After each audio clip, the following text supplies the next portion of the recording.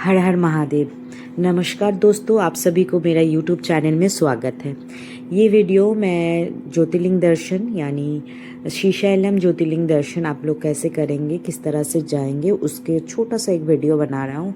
I hope कोई भी अगर ये ज्योतिर्लिंग दर्शन करना चाहे जो कि आंध्र प्रदेश में है और श्रीशैलम के पहाड़ के ऊपर मल्लिकार्जुन ज्योतिर्लिंग का दर्शन का कुछ भी डिटेल्स मैं आप लोगों के साथ शेयर करूंगी इस वीडियो में।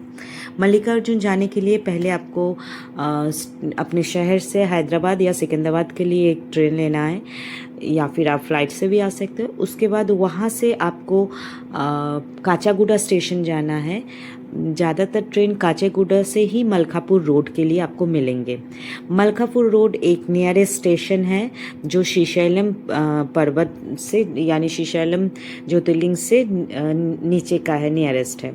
तो मलकापुर रोड आपको ट्रेन लेके पहुंचना है। उसके बाद मलकापुर रोड के बाहर ही आपको ऑटो मिल जाएंगे। जो मलकापुर रोड स्टेशन जो है वो बहुत छोटा सा आंध्र प्रदेश का एक स्टेशन है, और इस स्टेशन के बाहर आपको प्राइवेट कार वगैरह कुछ भी नहीं मिलेंगे, बस शेयरिंग ऑटो मिलेंगे। उस ऑटो से आप बस स्टैंड पहुंचिए, जो स्टेट बस स्टैंड है वहाँ पर आपको पहुंचा दिया जाएगा, और वहाँ से आपको मल्लिकार्जुन ज्योतिर्लिंग का बस मिल जाएंगे।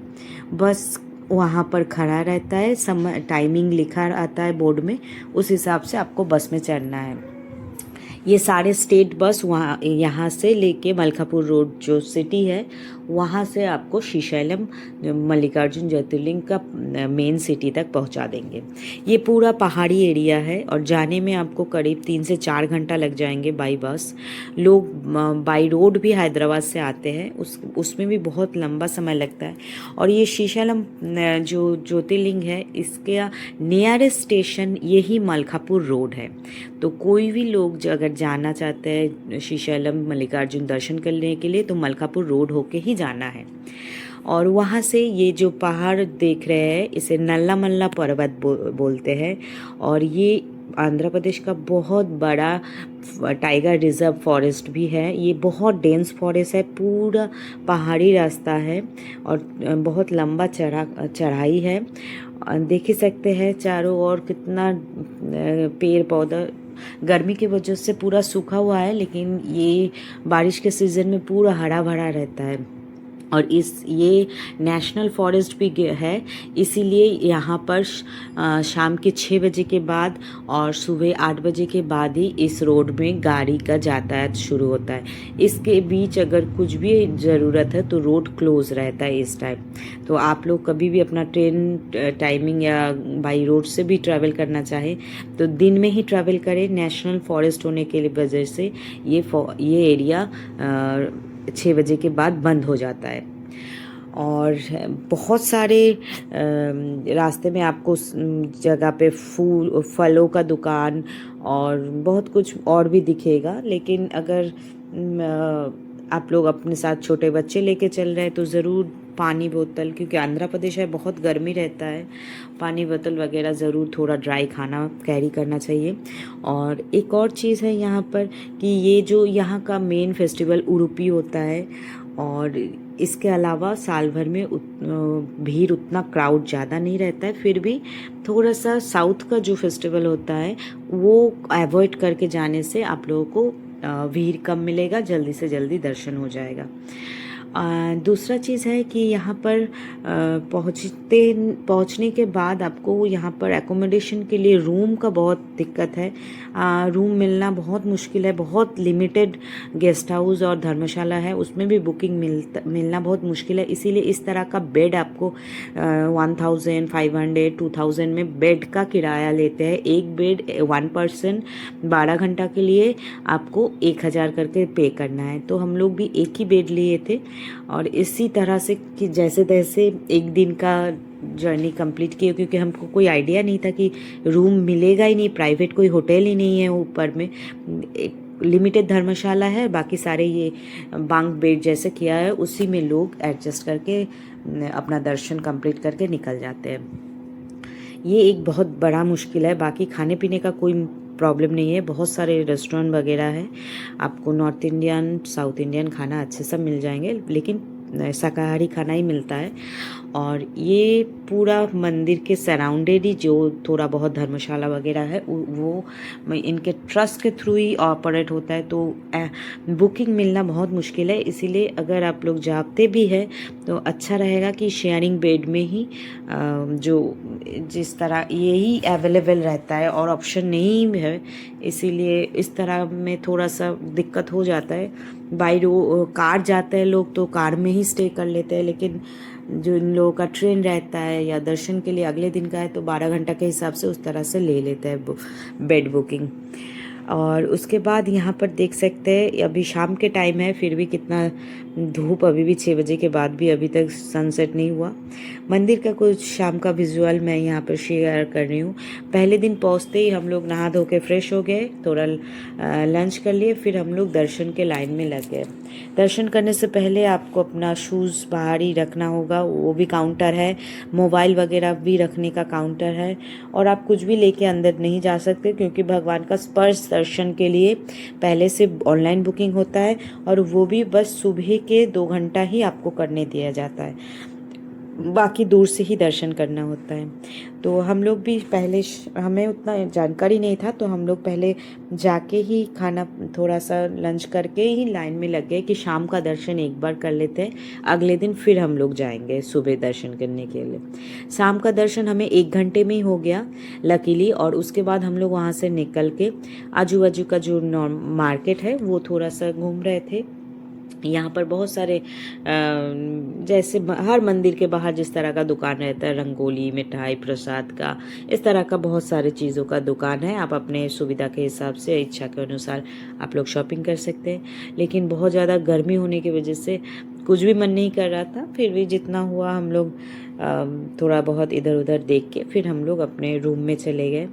और जो रूम था उसमें भी इतने लोग एक साथ रह रहे थे, सभी को मुश्किल हो रहा था, लेकिन कुछ कर नहीं सकते थे, ऑप्शन नहीं था, कुछ भी नहीं रूम मिला, पैसा देके भी नहीं मिल रहा था। तो इसी वजह से जैसे तैसे 2-4 घंटा रेस्ट किए, फिर अर्ली मॉर्निंग हम लोग निकल पड़े। फिर अगले दिन मोबाइल वगैरह सारा ड्रॉप करके अपना सुबह का दर्शन करने के लिए, और सुबह सुबह हम लोग दर्शन करने के लिए हम लोग करीब 7 बजे लाइन पे लगे थे।